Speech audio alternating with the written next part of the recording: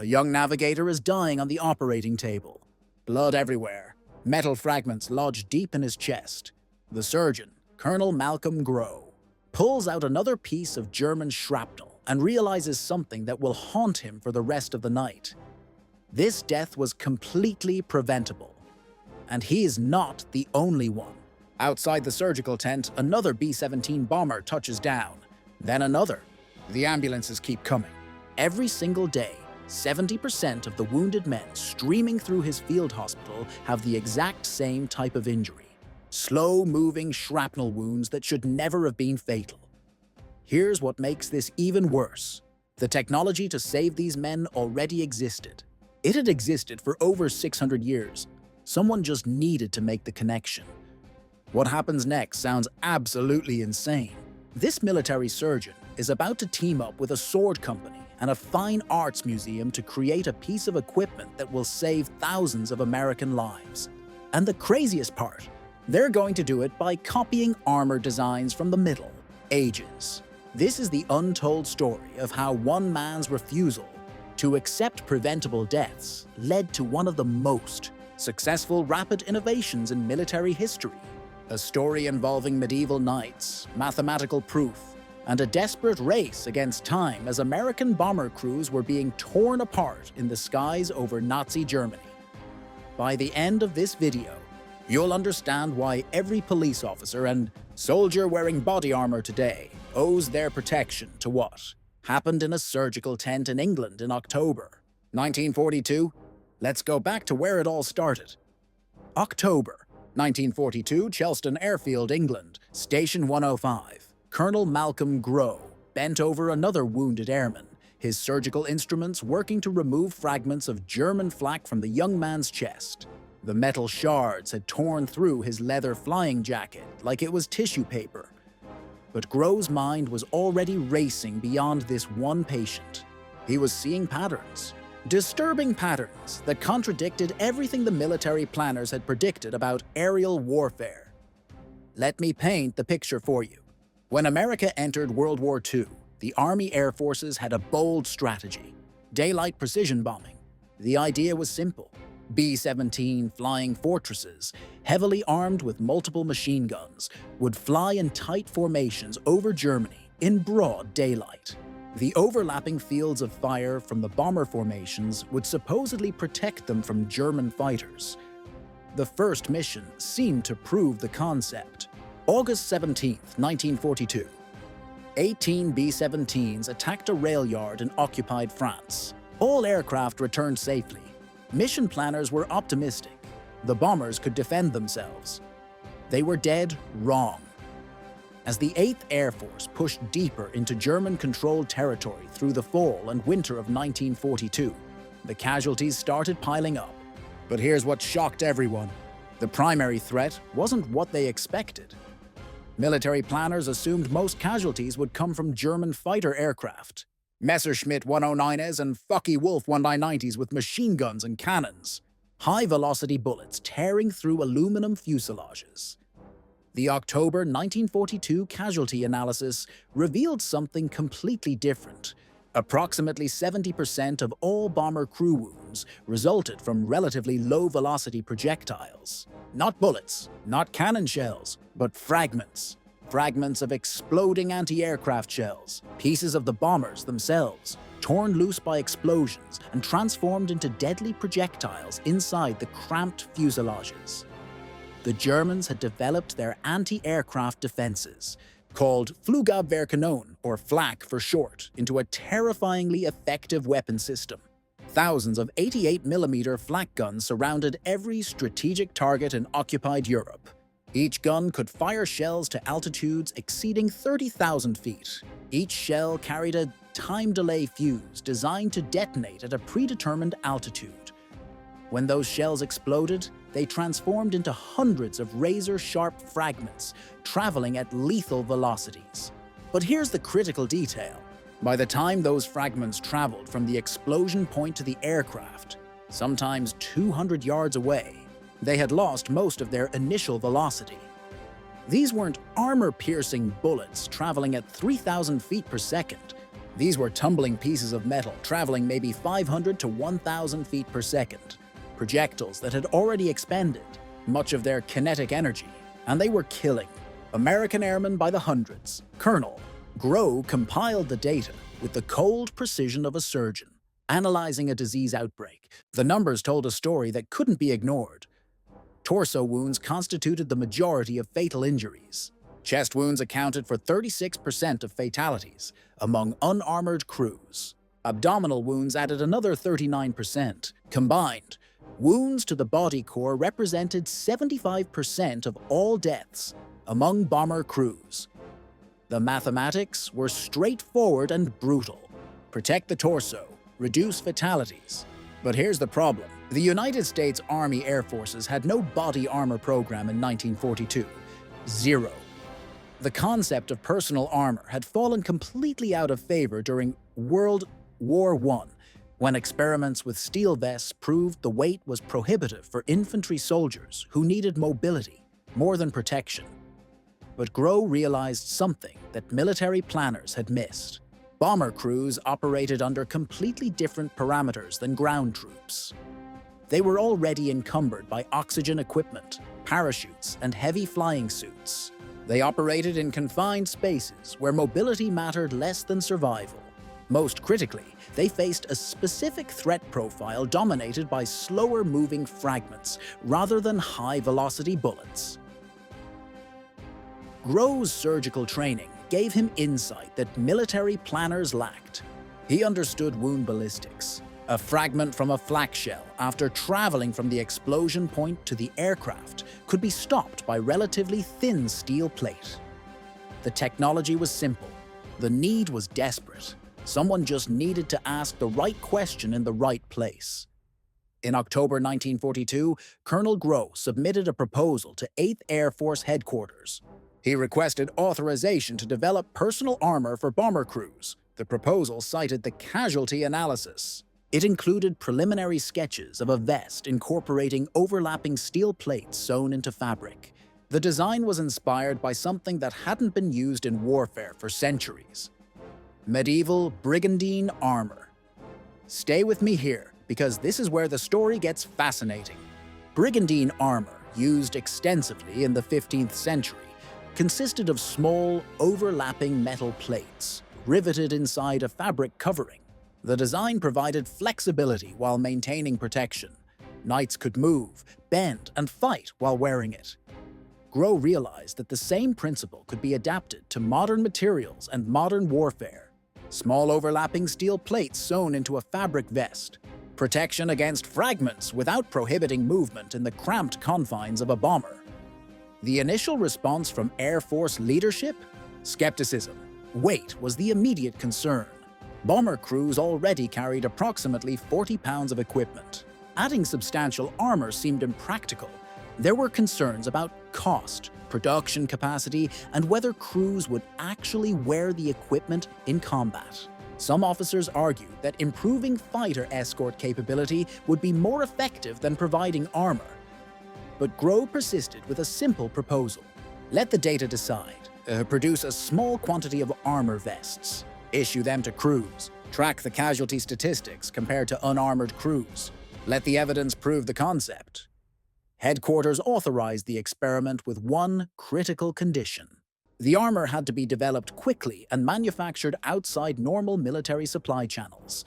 The Army Air Forces lacked the capacity to produce armor domestically on short notice. Grow needed help, and he found it in the most unlikely place. Grow contacted the British for assistance. The Royal Air Force had experimented with body armor for their own bomber crews, but had encountered problems. British bombers, particularly the Avro Lancaster, had extremely cramped crew positions. The confined spaces made bulky armor impractical. RAF armor experiments had been abandoned by late 1942. However, American bombers offered more interior space. What didn't work for the RAF might work for the Americans. The British connected Grow with the Wilkinson Sword Company. Yes, that Wilkinson, the company that makes razors. But here's what most people don't know. Founded in 1772, Wilkinson had built its reputation manufacturing swords, bayonets, and later razors. But the company maintained deep expertise in metallurgy and had a long history of armor work dating back to the Victorian era when they produced bulletproof vests for British officers serving in colonial conflicts. During World War I, Wilkinson had manufactured body armor for officers. By World War II, the company had shifted most production to aircraft fire suppression systems, but they retained the technical knowledge to work with armor plate. In October 1942, Grow traveled to Wilkinson's facility with his preliminary designs and medical data. What followed was an unusual partnership between military medicine and civilian manufacturing. Grow brought his understanding of wound ballistics and human anatomy. Wilkinson contributed expertise in metalwork and production engineering. Together, they refined the design through multiple iterations, each one balancing protection, weight, and flexibility. The final design was brilliantly simple and remarkably effective. 3 separate pieces. The main vest covered the torso front and back. A separate apron piece protected the lower abdomen and groin. An additional piece could be configured to protect specific crew positions like the ball turret gunner who faced unique threat angles. Each section incorporated 2-inch square plates of manganese steel, each plate approximately 1 millimeter thick. The plates overlapped slightly, sewn into pockets within a heavy canvas outer shell, backed with soft cotton for comfort. The critical innovation was the manganese steel selection. This alloy provided hardness sufficient to stop or deflect reduced velocity fragments, while remaining thin enough to keep weight manageable. Each steel square weighed only a few ounces, but collectively they provided coverage for the torso's vital areas. The complete vest and apron combination weighed approximately 22 pounds, substantial but not prohibitive given the lives at stake. The design included a critical safety feature, a quick-release mechanism consisting of colored cords and fasteners. Pulling the red ripcord would instantly jettison the entire armor system, addressing concerns about crews needing to bail out or escape damaged aircraft quickly. By early 1943, Wilkinson had produced prototype armor suits for testing. Testing began in March 1943, with crews receiving the British-manufactured vests. The early missions with armor showed promising results almost immediately. Wounded crew members began appearing at field hospitals wearing damaged armor vests that had stopped fragments. Medical officers examined the vests and found flak fragments embedded in steel plates, stopped before penetrating completely. The fragments had lost enough energy traveling from the flak burst to the aircraft that the thin manganese steel was sufficient to defeat them. The theory had been proven in the most definitive way possible. Lives were being saved. By spring 1943, demand for the armor suits began growing rapidly. Word spread through 8th Air Force bases across England. Crews who had been skeptical about wearing the heavy vests changed their minds after seeing the evidence firsthand. But now, a new problem emerged. The British production capacity through Wilkinson's sword could not meet expanding demand. The company's facilities were already committed to other war production priorities. They could produce perhaps 100 armor suits per month, far short of the thousands needed to equip the expanding 8th Air Force bomber fleet. Grow needed to scale up production fast. In summer 1943, Colonel Grow worked to arrange domestic production. The War Department authorized immediate production of American-manufactured armor. The contract was unusual in that it involved collaboration between military arsenals and civilian manufacturers, including the Metropolitan Museum of Art in New York. Yes, you heard that right. One of the world's most prestigious art museums became a critical research facility for developing life-saving military equipment. The museum's armor workshop, staffed by medieval armor experts and skilled craftsmen, became the primary design research facility.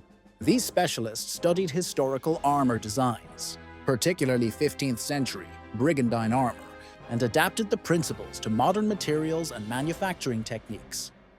Stephen Grancy, curator of the Metropolitan Museum's Arms and Armor Department, led the research effort. In his 1945 article, he described the process. The design of the armor vest M6, which is the latest standardized flyer's armor, is based on one of the museum's brigandines dating from about 1400. The suits of armor in the exhibition halls are constantly studied for suggestions, and no type which seems to hold the slightest promise of adaptation is overlooked. Think about that for a moment. Museum craftsmen who normally restored priceless historical artifacts were now designing life-saving equipment for bomber crews. The expertise accumulated over centuries of armor development was suddenly relevant again in an age of aerial warfare. This collaboration between medieval armor experts and modern military engineers represented one of the most unusual research partnerships of the entire war. American production began in mid-1943 with multiple facilities producing variations of the basic design. The standardized M1 vest used nylon fabric instead of canvas for the outer shell, improving water resistance and durability. Production rapidly scaled up as manufacturers across the United States began receiving contracts. On October 5, 1943, exactly 1 year after Grove's initial proposal, the M1 Flyer's vest was officially adopted as standard equipment for all 8th Air Force bomber crews. The decision represented a massive logistical undertaking. The 8th Air Force was rapidly expanding in autumn 1943. New bomb groups were arriving in England monthly.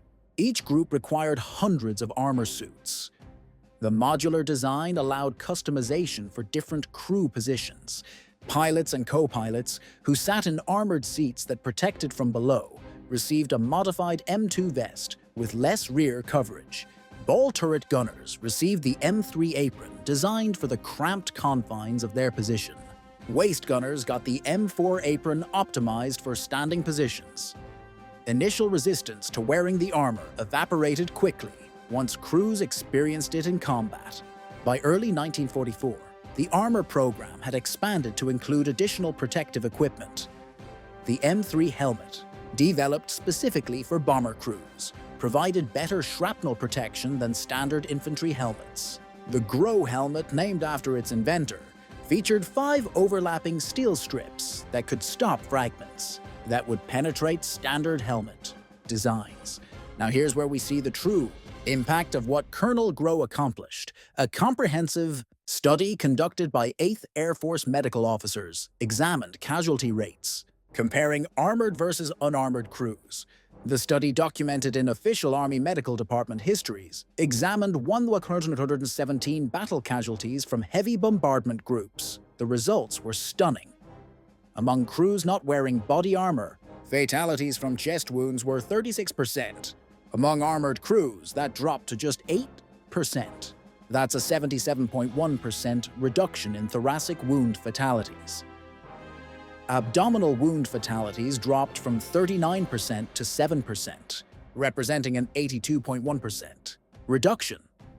Additional analysis showed a reduction of 58% in individuals wounded and 60% in total wounds sustained among bomber crews after armor introduction. Let me put that in perspective. 6 out of every 10 casualties that would have occurred without armor were prevented by its introduction. The armor couldn't prevent all deaths. Head wounds remained lethal regardless of torso protection. Limb wounds continued to cause casualties. Fragments striking at extreme angles could sometimes penetrate through gaps. Direct hits from larger caliber projectiles could defeat the thin steel plates. But the armor succeeded at its primary mission, stopping the majority of slower-moving fragments that constituted the primary threat to bomber crews. October 14, 1943, brought the mission that would become known as Black Thursday. The second raid on Schweinfurt ball-bearing factories saw 291 B-17 bombers dispatched. 60 bombers were lost. 17 more were damaged beyond repair. 121 returned with battle damage. The losses were devastating, representing over 20% of the attacking force. Medical officers examining returning crews found that armor had prevented many additional casualties. Crew members displayed damaged vests with fragments embedded in steel plates. Without armor, the casualty toll would have been even higher. But the armor couldn't overcome the fundamental challenges of daylight strategic bombing in 1943.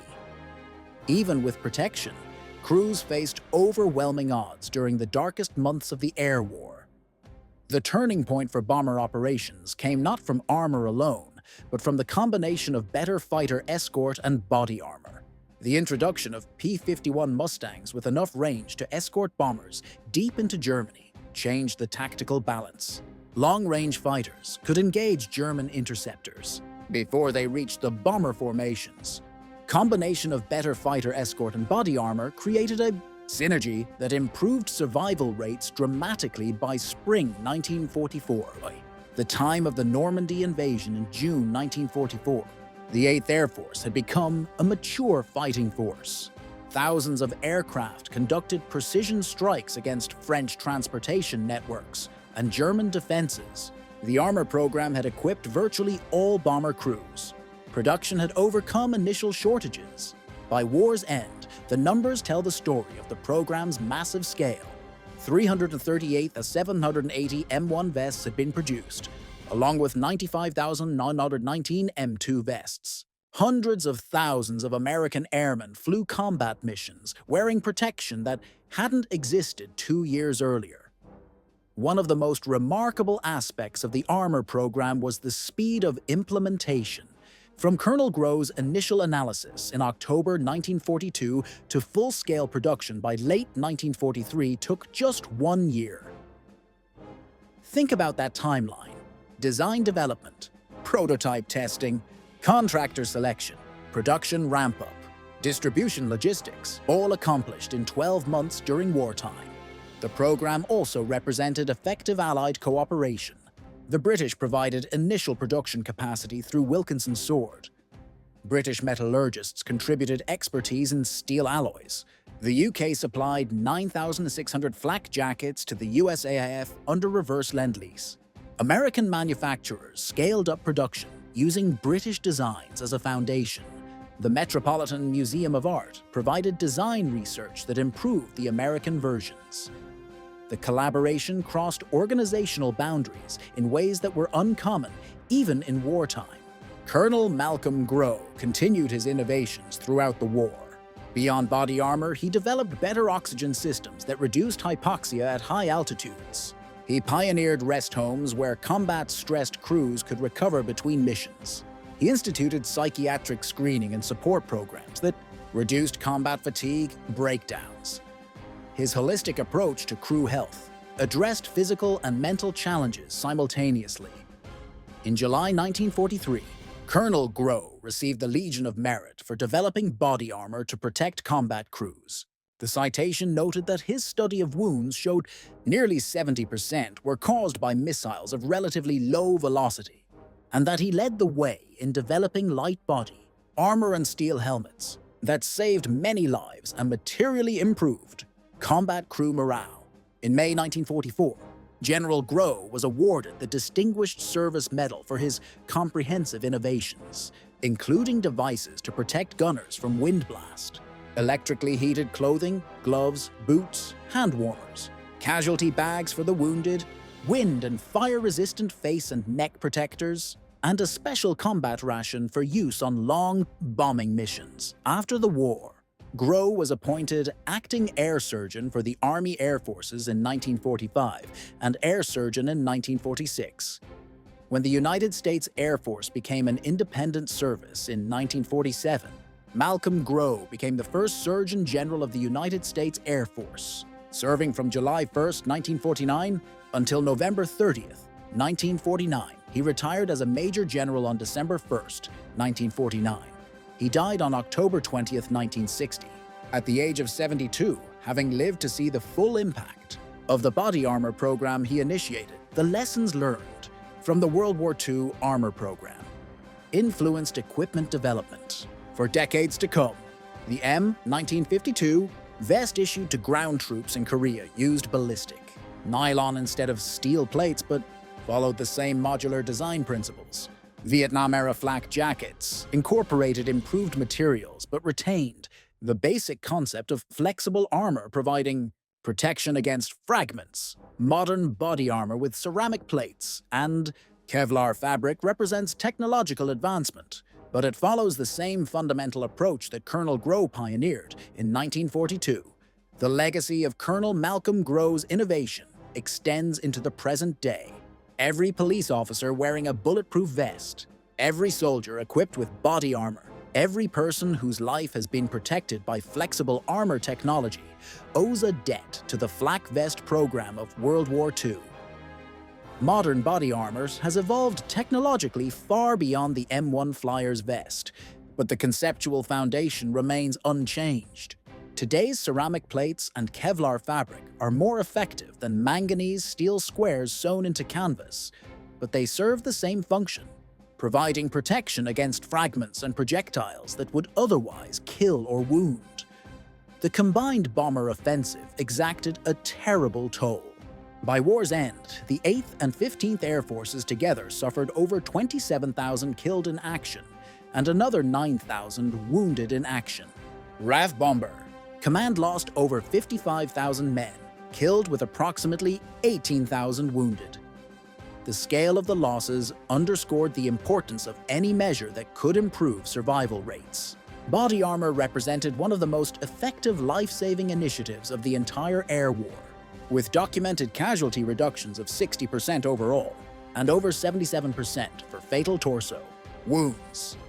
The bomber crews who flew through flak-filled skies over Germany in 1944 had dramatically better odds of survival than those who flew the same missions in 1942. Better fighters helped, improved tactics helped, but body armor helped more than most people realize, because it addressed the most common cause of casualties. Thousands of airmen survived their combat tours and returned home because one surgeon insisted that their wounds were preventable and worked tirelessly to prove it.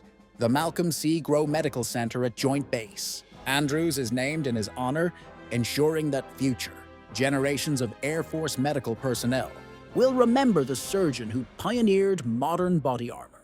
The Metropolitan Museum of Art created exhibits in subsequent decades showing the connection between medieval brigandine armor and modern flak vests. The exhibits displayed a 15th century brigandine alongside an M1 Flyer's vest, demonstrating how the principle of small, layered plates had been adapted from ancient armor to modern materials. Museum curators noted that warfare's eternal challenge of protecting soldiers had found new solutions through creative application of historical knowledge.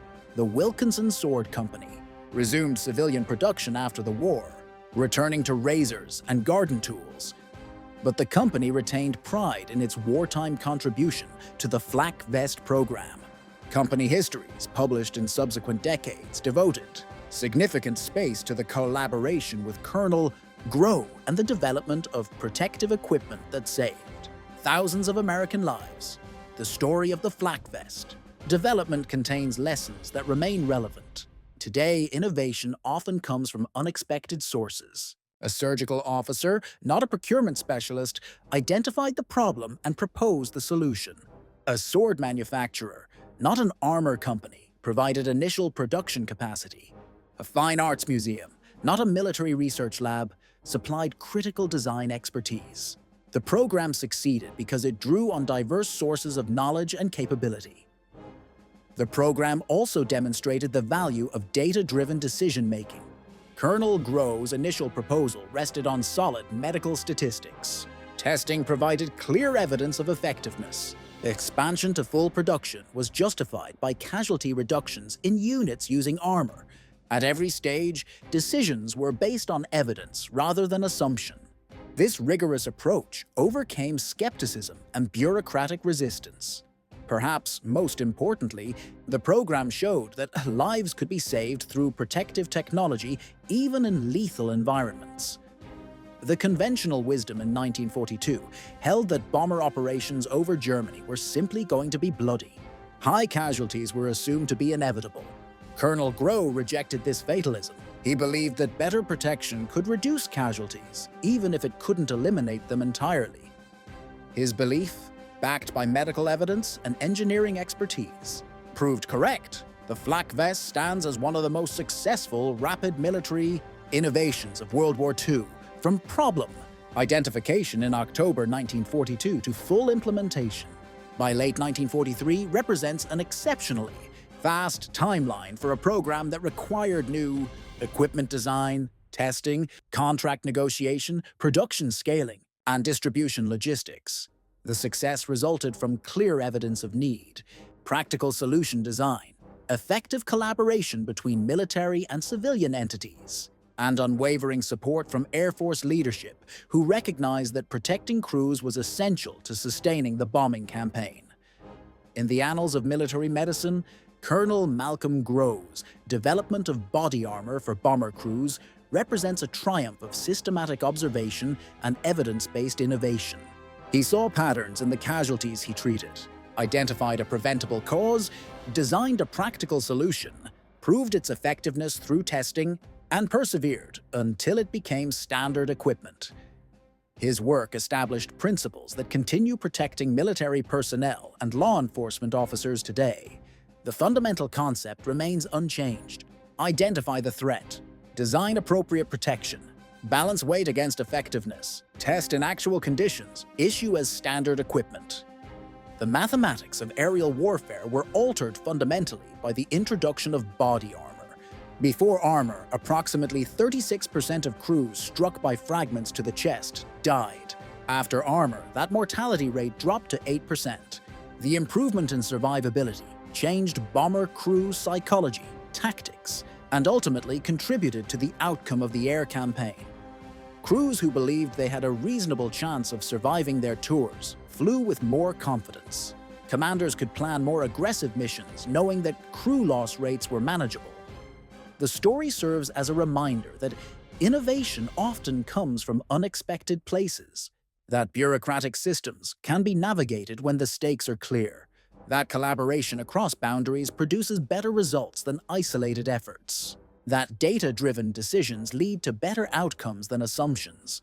Most importantly, it reminds us that individuals can make differences that echo through generations. One surgeon, working with a sword company and a museum, created a solution that saved thousands of lives and changed how militaries think about protecting their people. In their transformation from concept to reality lay not just the salvation of individual airmen, but the validation of a principle that remains vital today: that careful observation, creative thinking, and persistent advocacy can overcome even the most daunting challenges when lives hang in the balance. That is the enduring legacy of Colonel Malcolm Grove's Flak Vest program, a testament to what one determined individual can accomplish when armed with data, dedication, and an unwavering commitment to protecting those who serve. The next time you see a police officer wearing body armor or a soldier in combat gear, remember the surgeon who refused to accept preventable deaths. Remember the medieval armor that inspired a modern solution. Remember the museum curators and sword makers who contributed their expertise to save lives. And remember that sometimes the most important innovations don't come from massive institutions or unlimited budgets. They come from one person who sees a problem clearly, refuses to accept the status quo, and works relentlessly until the solution becomes reality. That's the story of how Colonel Malcolm Grove saved thousands of lives with medieval armor. A story of observation, innovation, and the unwavering belief that every life is worth protecting.